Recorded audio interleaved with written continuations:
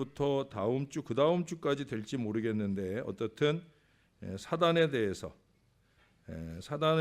뭐 악마 또는 마귀 이런 표현들로 성경에 표현되어지기도 합니다. 그런데 일반적으로 이 부류의 제일 우두머리를 우리가 사단 또는 사탄 이렇게 얘기를 하죠. 그리고 이제 이 밑에 있는 부류로 우리가 악마나 또는 귀신 이렇게 마귀 이 부류로 보기도 합니다. 근데 이제 성경은 이 사탄 대신에 악마나 마귀를 혼용해서 쓰기도 하고 또 그 사탄의 아래에 있는 뭐라 그럴까요? 뭐 부하라고 그럴까? 뭐 그런 세력들을 이런 표현으로 표현되어져 있는 걸 보게 됩니다. 그래서 우리가 먼저는 사탄에 대해서 공부를 하고 그 다음에 이 공부가 마치는 대로 마귀 또는 악마, 귀신 그 부분들에 대한 공부들을 우리가 함께 이어서 해보도록 하겠습니다. 우리 말씀을 한 구절 읽고 오늘 서론적인 얘기들을 조금 진행을 해 나가도록 할게요. 우리 골로새서 말씀을 한번 볼까요? 골로새서 1장입니다. 골로새서 1장. 사실 골로새서 1장에는 사탄이라는 언급이나 뭐 마귀, 악마 이런 언급들은 나오지 않아요. 1장 16절을 한번 보겠습니다. 1장 16절. 서론적으로 같이 한번 읽어보겠습니다. 1장 16절 시작.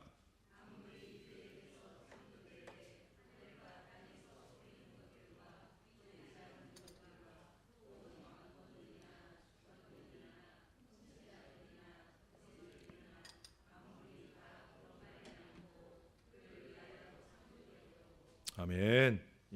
여기 보면 뭐 말씀드린 대로 사단이나 악마나 이 표현들은 나오지 않아요. 근데 만물이 그에게서 창조되되 하늘과 땅에서 보이는 것들과 보이지 않는 것들과라는 표현들 속에서 이제 이 사탄적 존재를 우리가 감안할 수 있다는 거죠. 그거는 왜 이 말씀을 읽었는지는 좀 이따 사탄의 기원을 공부할 때 생각을 해보도록 하겠습니다. 우리 기독교인들의 생활은 이 악마라고 불리워지는 사탄이라고 불리워지는 우리의 적 바로 이 사탄과의 싸움이라 할 수 있겠습니다. 우리 인간이 타락해서 우리는 그 타락한 순간부터 악마의 소유물 즉 저당물이 되었었어요. 원죄 아담과 하와로 인해 원죄가 시작되면서 그 유전죄 여러분 죄는 두 가지가 있다고 그랬죠. 죄는 두 가지가 있다고 그래서 하나는 유전죄 이게 이제 원죄죠. 원죄 모든 사람이 죄 가운데 태어나는 복습하는 거예요. 우리 전에 배운 거. 그 다음에 자범죄가 있다고 그랬어요. 자범죄는 뭐예요? 우리가 스스로 짓는 죄 알게 모르게 짓는 죄 나는 죄 안 짓고 산다 하지만 참 하나님 보실 때 가소로운 그 많은 자범죄 그 죄악들이 있다는 거예요. 근데 이제 바로 이 원죄의 문제죠. 이 원죄가 결국 아담과 하와로부터 우리에게 유전되어지면서 예수 믿기 전까지 우리의 운명이라는 건 뭐예요? 이 사단의 사슬 아래서 지옥에 갈 운명 또 지옥에 있다가 영원한 불못에 던져질 운명 이 운명 속에 우리가 사라져야 되는 거예요. 적어도 예수 믿기 전까지 우리의 운명은 그랬다라고 하는 거예요. 그런데 저나 여러분이 예수를 믿었어요. 예수를 믿는 순간 우리를 억어하고 있던 사단의 사슬에서 우리가 놓여지게 된 줄로 믿습니다. 새 올무에서 묶여 있다가 사냥꾼의 올무에서 묶여 있다가 그 올무를 벗어나서 도망치는 것처럼 그렇게 우리가 사단의 사슬 아래에 있다가 예수 그리스도를 믿음으로 그 올무 그 사슬에서 벗어났다는 거예요. 자, 벗어났으니까 사단이 포기하겠죠? 그래요? 아니에요. 사단이 그렇게 호락호락하질 않아요. 성경에 보면 삼킬자를 찾아 두루 다닌다 그러잖아요. 벗어난 이들을 찾아다니는 거예요. 예수 안 믿는 사람은 삼킬 대상이 아니에요. 그들은 이미 삼켜져 있어요. 우리가 예수 믿기 전에 사단의 손아귀, 사단의 사슬 아래 있었던 거하고 똑같은 거예요. 그런데 예수를 믿고 나면 이 사단의 사슬에서 놓였단 말이죠. 놓였다고 그래서 사단이 팔짱 끼고 그래 잘 살아봐라, 그러면서 그냥 구경만 하나 관망만 하나, 그게 아니란 말이에요. 빼앗겼으니까 도로 찾기 위해서 혈안이 돼가지고 난리가 날 거라는 거죠. 사단으로서 해야 할 가장 적극적인 노력, 그것은 바로 우리를 다시 자기의 포로가 되게 하는 거예요. 저나 여러분들이 예수 믿었어도 이제 우리가 나중에 이제 악마도 공부하고 또 악마가 얽매이는 여러 가지 것들에 대해서 차차로 공부를 해 나가면서도 정리가 되겠지만, 사단은 끊임없이 우리를 삼키려고 노력을 한다는 거예요. 그런 점에서 우리가 더 정신을 차리고 이 사단을 경계할 필요가 있다는 거예요. 왜 사단을 공부하느냐? 왜 악마를 공부하고 마귀를 공부하고 귀신을 공부하느냐? 그거 뭐 귀신 저 성락교회 김기동 목사처럼 허튼 귀신론 해가지고 미혹하기 위해서 이걸 공부하는 게 아니라, 여러분 흔히 손자병법에도 그런 게 있잖아요. 지피지기면 백전백승이다. 나를 알고 또 적을 알면 우리가 100번 싸워 100번 이긴다는 거예요. 사단을 바로 알고 이 사단의 괴계를 잘 피해 이기는, 사단의 그 술책이라는 것이 하와 때로부터 빤할 수 있어요, 어떻게 보면. 근데 이게 교묘한 술책을 가지고 우리에게 다가오니까 내가 사단의 손아귀에서 지금 놀아나고 있는지도 모른 채 겉모양은 교회를 다니니까, 내가 겉모양은 교회를 다니고 누구보다 열심히 예배 열심히 내고 하니까 우리가 착각해서 그렇지, 우리의 많은 삶의 양태들을 보면 사단이 우리를 삼키고 있는 것과 유사한 그런 모습들로 살아가는 일들이 많이 있다는 거예요. 그것들을 좀 깨우치고 그것들을 좀 청산하고 예수 그리스도의 보혈로 거룩하게 구원받은 하나님의 사람답게 살아질 수 있기를 위해서 우리가 이 사단에 대한 공부를 이어가게 될 것입니다. 자, 첫 번째 꼽을 수 있는 것은 먼저 우리 앞서서도 여러 공부할 때마다 우리가 꼽아봤던 건데 바로 사단의 기원입니다. 기원. 사단은 어떻게 시작되었느냐 하는 거예요. 그래서 이제 우리가 좀 전에 골로새서 1장 16절을 읽었죠. 만물이 그에게서 창조되되 하늘과 땅에서 보이는 것들 또 보이지 않는 것들까지 그 모든 만물이 다 그로 말미암고 그를 위하여 창조되었다. 사실은 지금 여기서 말씀하는 이 창조된 사단, 여러분 하나님이 사단을 만드신 건 아니에요. 하나님이 본래 만드신 존재는 뭐였어요? 천사였죠, 천사. 하나님은 사단을 만들고자 의도한 바가 없어요.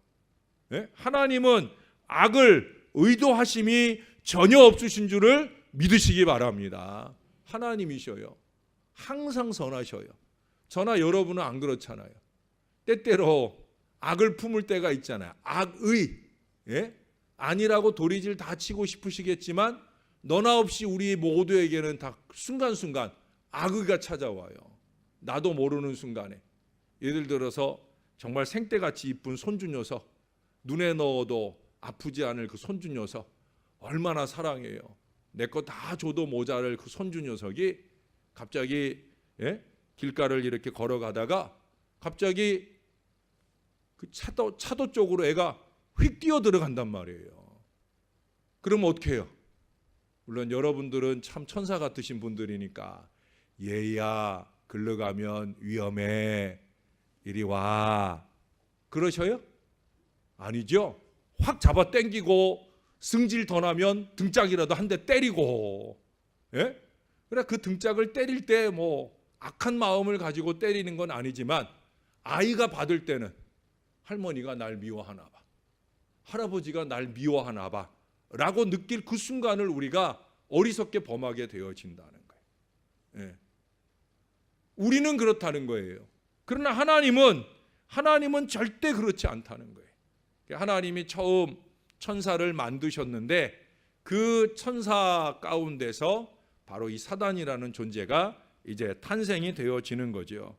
그러나 잊지 말아야 될 것은 하나님은 악을 의도하심이 없으시다. 하나님은 철저히 악을 싫어하신다.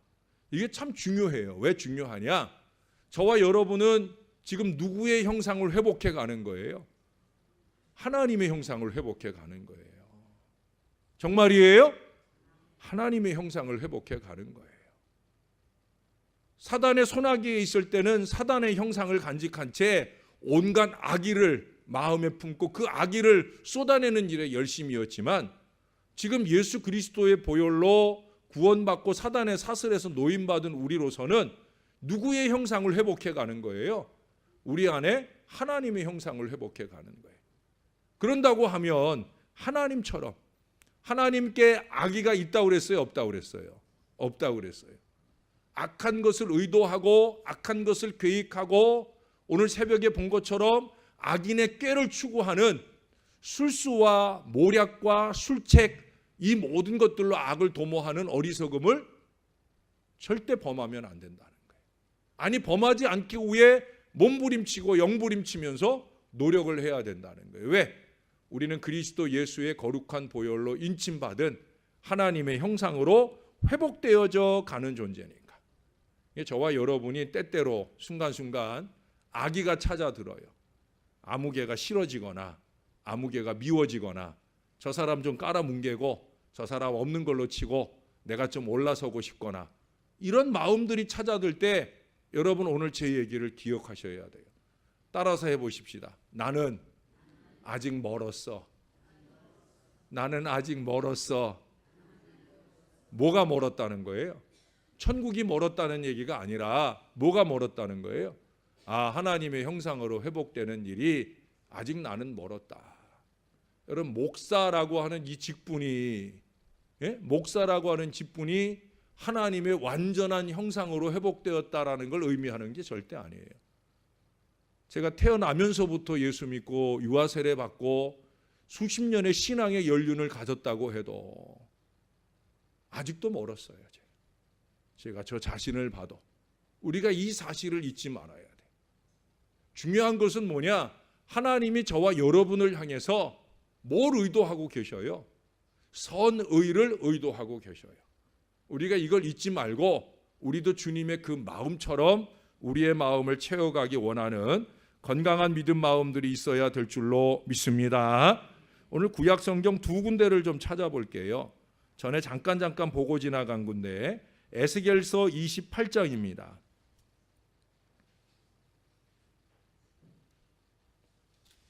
에스겔서 28장. 흔히 이제 신학자들이나 오래전부터 이 에스겔서 28장은 겉으로 볼 때는 두로 왕에 대한 심판의 예언을 말씀하고 있어요.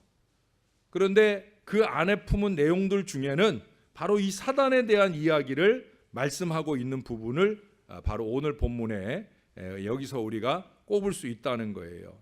12절 28장 에스겔 28장 12절 이하입니다. 여기 보면은 처음 시작도 그러잖아요. 인자야 두로 왕을 위하여 슬픈 노래를 지어 그에게 이르기를. 여기서 말하는 이 두로 왕 이게 누구냐면 사탄이라는 거예요.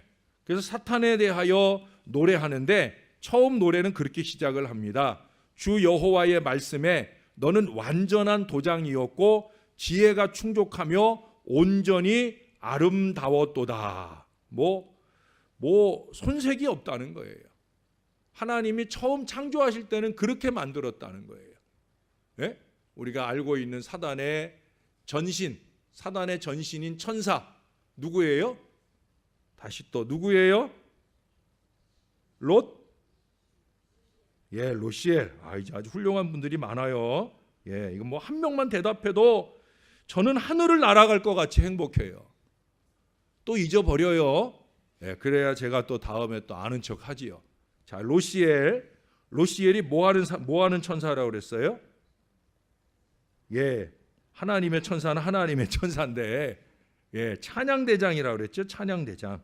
하나님을 가장 기쁘시게 하는 자리에 있던 존재예요. 하나님을 가장 행복하게 하는 존재예요. 찬양을 가장 열심히 했던 사람이란 말이에요. 모든 영광 하나님께 돌렸던 존재란 말이에요. 그런데 이 로시엘 그럴만해요. 왜? 하나님이 이렇게 기가 막히게 지혜가 충족하고 온전히 완전한 아름다움을 가졌다는 거예요. 그게 어느 정도냐? 그 다음 13절에 보세요. 하나님의 동산 에덴에 있어서 각종 보석 곧 홍보석, 황보석, 금강석, 황옥, 홍만호, 창옥, 청보석, 남보석, 홍옥, 황금으로 단장하였다. 아주 번쩍번쩍 빛나는 존재로 만들어 주셨다는 거예요.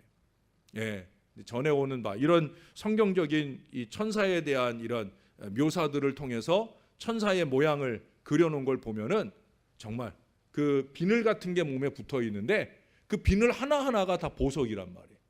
상상해 보세요. 여기 말하고 있는 이 갖가지 보석 하나하나가 우리는 그냥 보석 요따만한 것만 하나 이렇게 목에 걸어도 얼마나 신나고 기분 좋아요. 예? 근데 비늘 하나하나가 이 갖가지 모양의 보석으로 그 날개를 다 장식하고 있다고 생각해 보세요. 한번 날개를 햇빛 아래서 쫙 펄럭일 때마다 얼마나 대단하겠어요. 그렇죠? 그렇죠? 뭐 생전 보석 구경을 못 해보신 분들이라 어떤 느낌으로 오는지 느낌이 안 오실 수도 있겠는데 이건 뭐 말로 할 수 없는 그게 지금 여기 묘사되고 있는 거예요. 또 그것을 지음을 받던 날에 너를 위하여 소고와 비파가 준비되었도다. 너는 기름 부음을 받고 지키는 그룹, 이게 천사예요. 그룹이며 내가 너를 세움에 내가 하나님의 성산에 있어서 불타는 돌들 사이에 왕래하였도다. 최고 중에 최고. 하나님이 이 로시엘을 만드실 때 그렇게 만드셨다라고 하는 거예요. 저는 무엇보다 제가 여기다 그렇게 썼어요. 설교 준비를 하면서 로시엘은 찬양 대장이었다. 그가 가장 아름다울 때는 찬양할 때였다. 아멘. 로시엘이 온몸이 보석으로 장식되어서 아름다운 게 아니에요. 하나님은 그의 몸에 장식된 보석의 화려함 때문에 너 참 아름답다, 너 온전히 아름답다 말씀하시는 게 아니란 말이에요. 바로 로시엘 찬양대장이 찬양을 할 때 그때 하나님은 그의 완전함을, 그의 아름다움을 완전하게 받으신 줄로 믿습니다. 근데 이제 문제는 그 다음에 일어나는 거죠. 자, 15절에 보시면 내가 지음을 받던 날로부터 내 모든 길에 완전하더니 마침내 내게서 불의가 드러났도다. 이제 불의가 드러났다는 거예요. 16절 뛰어넘어서 17절로 가보시면 내가 아름다움으로 마음이 교만하였으므로 내가 영화로움으로 내 지혜를 더럽혔으며, 바로 여기 문제가 생기는 거예요. 예. 하나님께로 향했어야 할 그의 시선이 누구에게로 향했어요? 자기 자신에게로 향한 거예요. 모든 영광 하나님께 올려드려 왔는데 어느 순간에 자기도 모르게 자기 몸을 본 거예요. 자기 자신을 본 거예요. 자기의 지혜와 자기의 용모를 본 거예요. 우와, 내가 이렇게 대단했네. 그 순간에 교만이 확 밀려오는 거예요. 이런 내가 뭐하러 하나님께만 영광을 돌리나? 나도 좀 받아야지 라는 마음이 확 찾아오는 거예요. 이게 사단이고 이게 사탄적인 거예요. 잊지 마세요, 여러분. 이게 사단이고 이게 사탄적인 거예요. 부족한 종이 여러분들에게 늘 자주 강조하고 말씀드리는 게 주만 봐, 하나님만 바라보셔야 됩니다. 세상도 보지 말고 자기 자신도 보지 말고 하나님만 바라봐야 됩니다. 특별히 하나님이 영광 받을 일을 할 때, 우리가 어떤 헌신을 하고 또 찬양을 하고 우리가 어떤 것들이든지 하나님의 일을 한다고 할 때 여러분 시선 정리를 잘해야 돼요. 하나님을 바라봐야 되는 거예요. 하나님을 향한 이 시선을 놓치는 순간 우리는 요 모양 나는 거예요. 예? 요 모양 나는 거예요. 우와, 나 참 대단해. 내가 이런 일을 해놓다니 나 참 대단해. 이러는 순간 우리는 루시퍼가 되는 거예요. 마귀적이 되는 거예요. 문제덩어리가 되는 거예요. 근심덩어리가 되는 거예요. 그걸 조심해야 되는 거예요. 여러분, 현세의 가장 무서운 종교가 뭔지 아세요? 현세의 가장 무서운 종교가 뭔지 아세요? 그것은 자기를 숭배하는 거예요. 자기를 과신하고 자기를 숭배하는 거예요.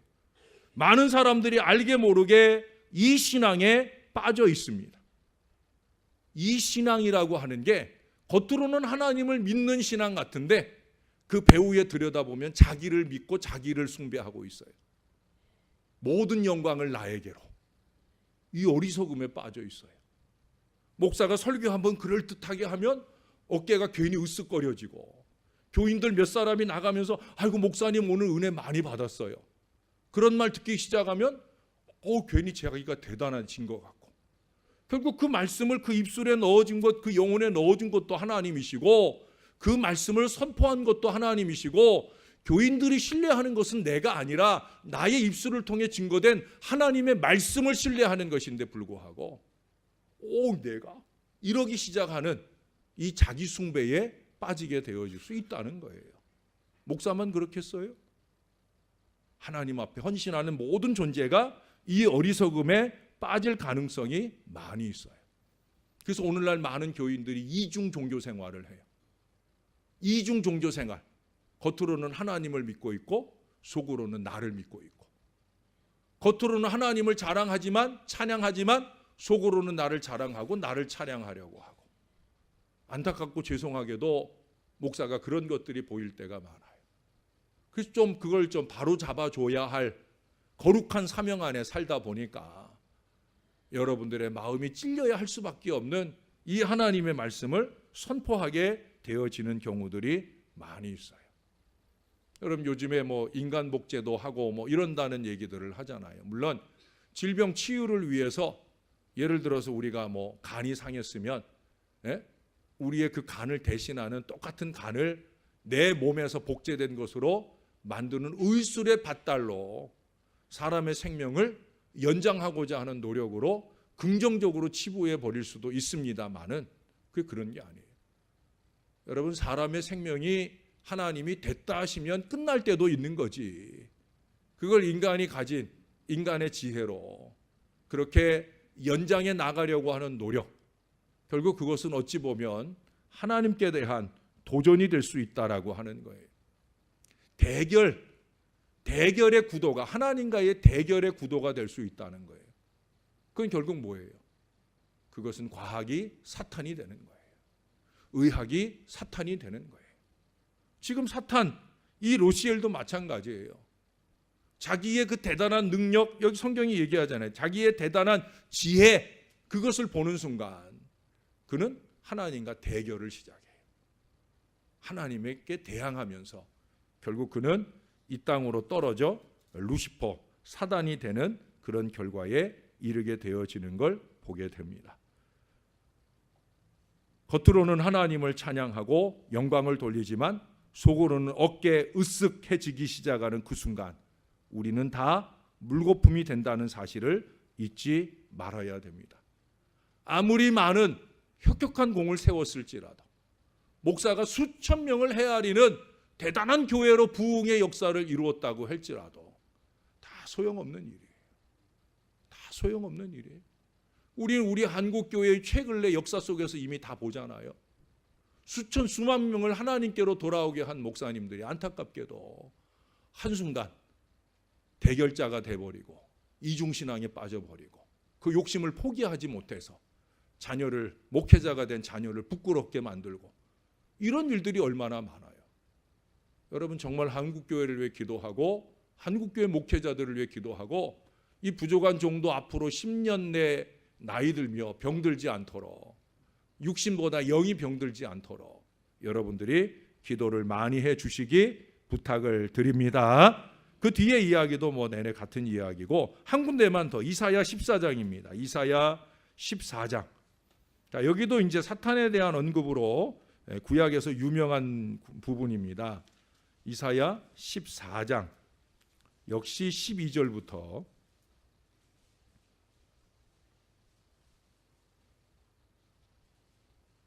14장 12절.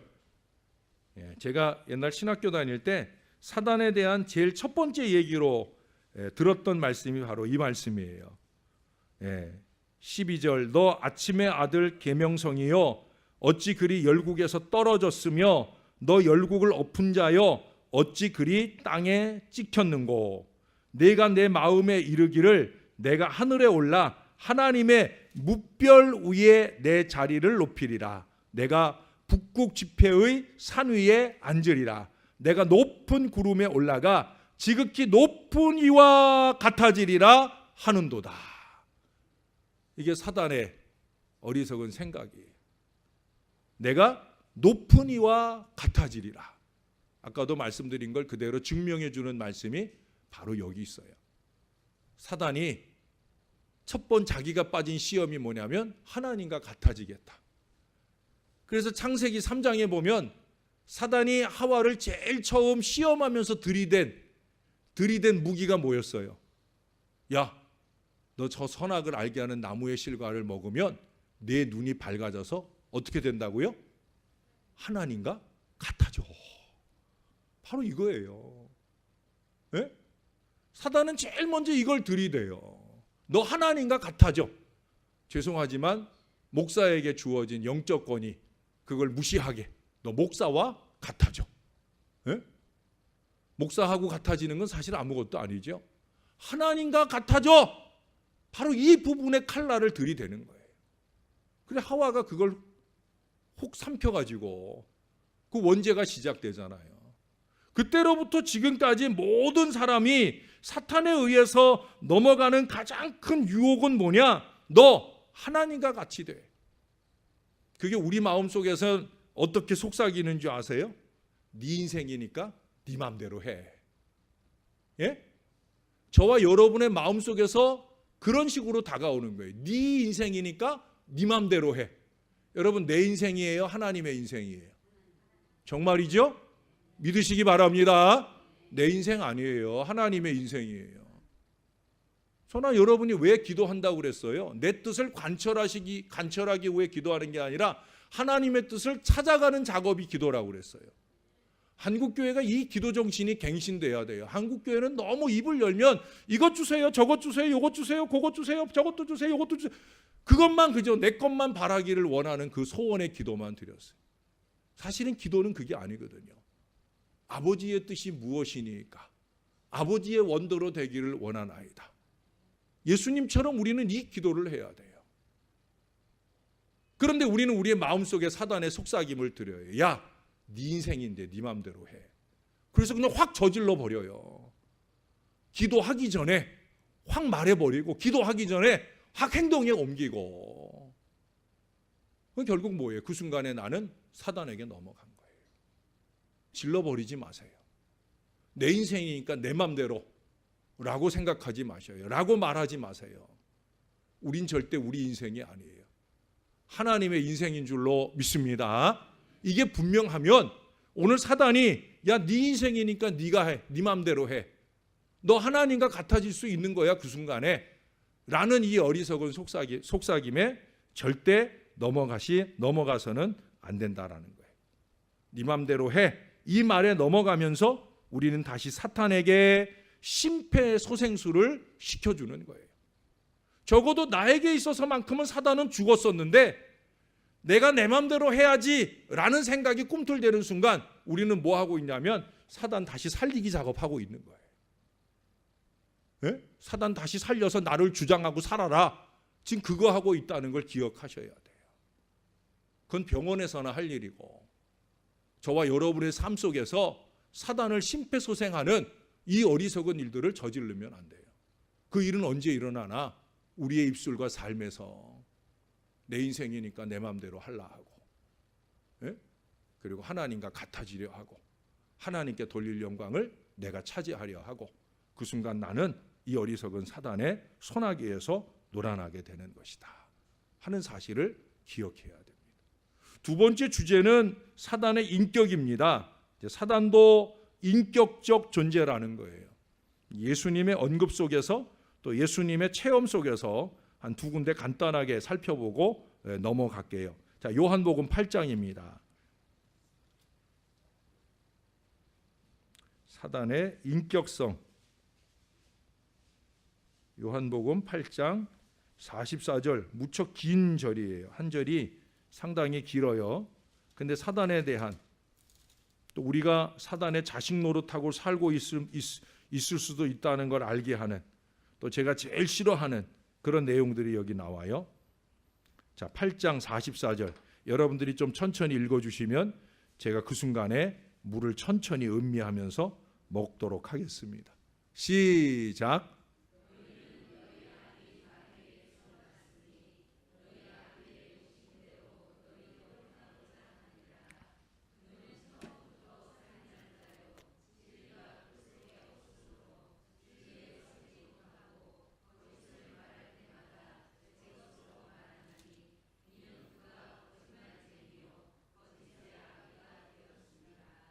아멘.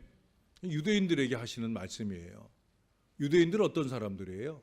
하나님 믿는 사람들이에요. 뼛속까지 하나님 믿는다는 사람들이에요.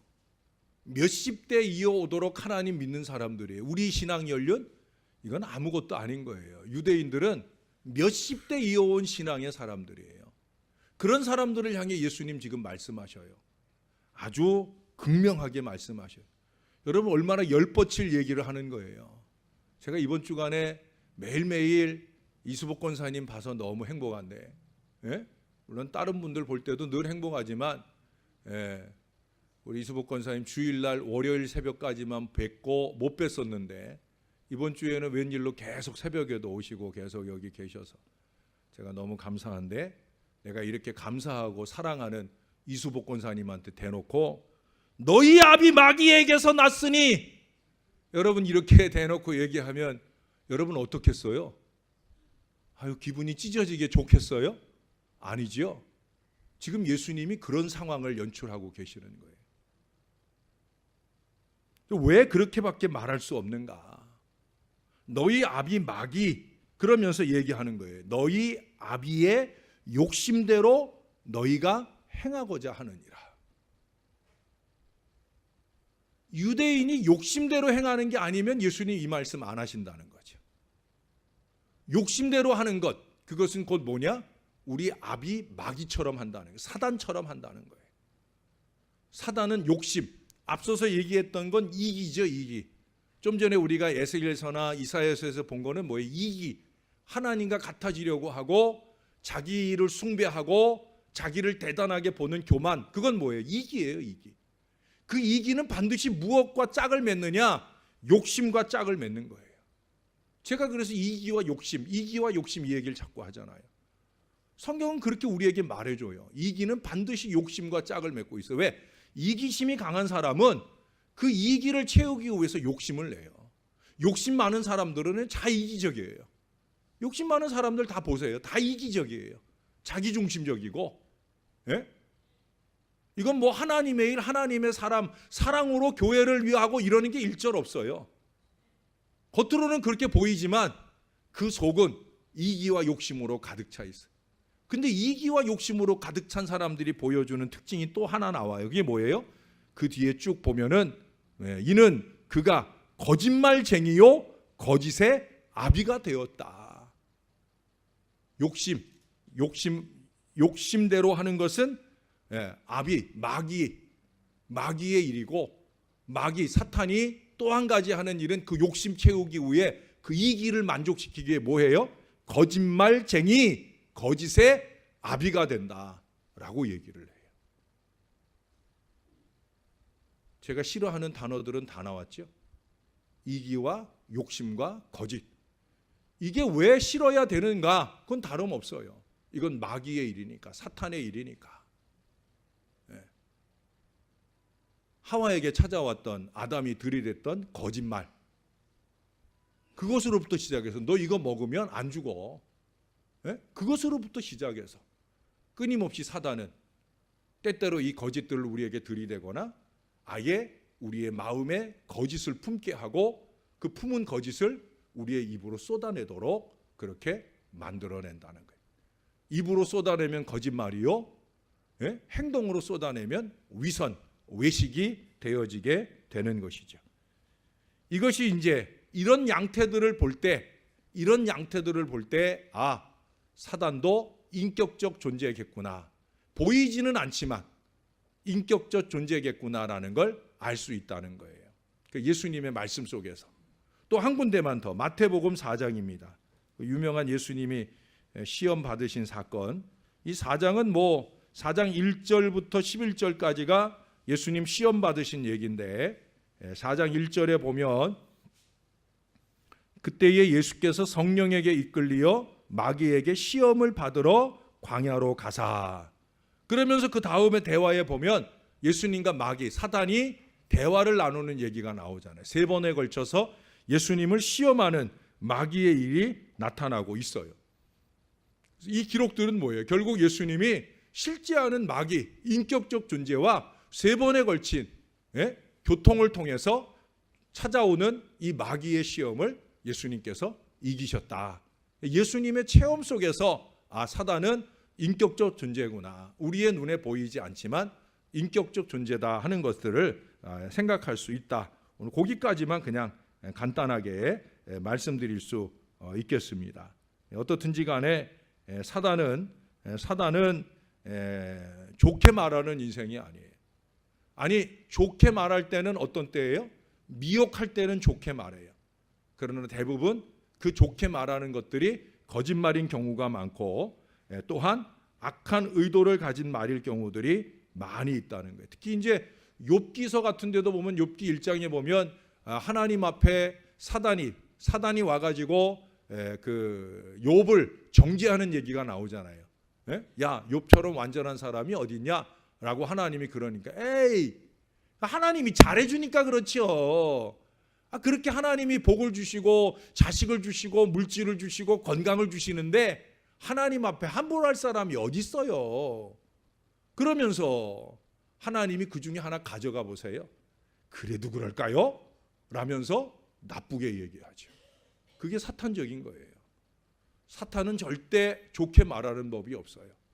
사탄적인 인생도 마찬가지예요. 좋게 말하는 법이 없어요. 미혹되지 말아야 되는 거예요. 자, 마지막은 아니고 세 번째 다음에 하십시다. 사단의 성격에 대한 얘기부터 시작해서 또 몇 가지 사단에 대한 공부들을 계속 이어가겠습니다. 아마 한 3주 정도 사단에 대해서 공부해야 되리라 생각이 듭니다. 오늘은 여기까지 공부하겠습니다. 이제 3번째 주제를 시작하면 또 한참 해야 되기 때문에 오늘 여기까지 하면 좋겠어요. 요즘엔 제가 수요 예배 1시간 안 넘기려고 많이 했어요. 이쁘죠? 대놓고 그러면 그래, 우리 한번 잠깐 기도하십시다. 우리 한 마음 한 목소리로. 하나님, 사탄에 대해서 배우는데 사탄의 이 악의가 우리 안에 틈타지 않도록, 사탄의 이기와 욕심이 우리 안에 틈타지 않도록 우리가 그리스도 예수의 그 거룩한 보혈로 인쳐진 주의 백성이온데 하나님의 형상이 내 안에 회복되어지는 일에 더 열심 내야지, 회복된 나의 영혼이 사단의 그 이기와 욕심과 술수로 다시 돌이켜가는 어리석음을 범하지 않게 해달라고 우리 하나님 앞에 간절한 마음으로 우리 함께 기도하는 시간 되길 바랍니다. 다 같이 기도하겠습니다.